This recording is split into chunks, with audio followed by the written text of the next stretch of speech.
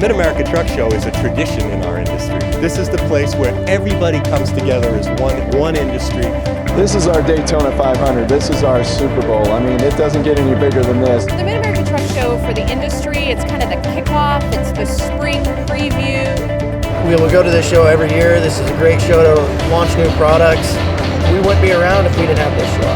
This is where all the national brands are. This is really the granddaddy of them all. This is a gathering place for the experts in the industry. The size and reach of the Mid-America Trucking Show is unparalleled.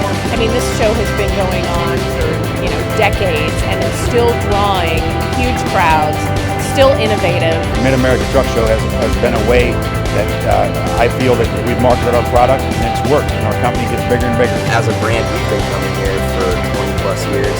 We started 17 years ago. We've been coming for 43 years.